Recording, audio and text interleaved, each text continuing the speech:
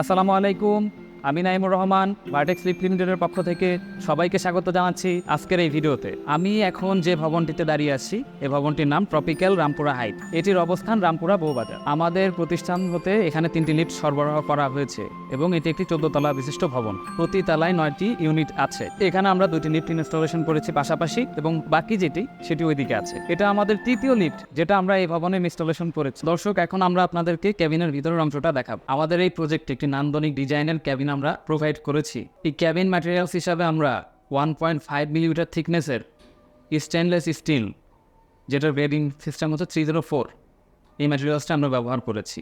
ক্যাবিনের ভেতরে 3 পাশে রাউন্ড টাইপের 3টি হ্যান্ডেল বার ব্যবহার করা হয়েছে। 6টি স্পটলাইট ব্যবহার করা হয়েছে লাইটিংয়ের জন্য।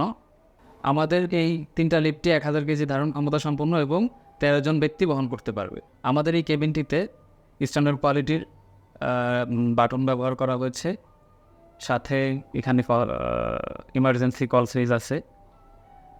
এখানে আমাদের ভয়েস অ্যানাউন্সার দেওয়া আছে এবং এখানে একটা সুন্দর ডিসপ্লে ব্যবহার করা হয়েছে।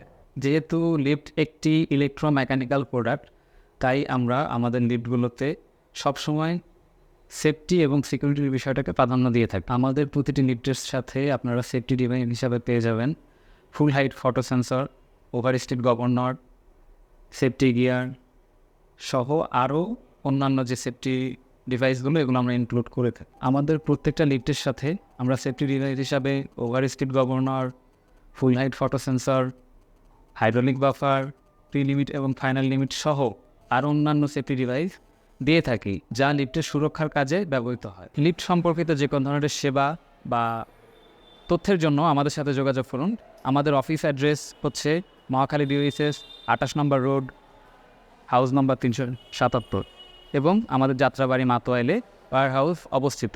আপনারা চাইলে যে কোনো সেবার জন্য আমাদের অফিস কিংবা ওয়ার হাউস ভিজিট করতে পারেন। আজকের এই ভিডিওতে আমি আমাদের এই লিফট সম্পর্কে কিছু ধারণা আপনাদেরকে দেওয়ার চেষ্টা করেছি।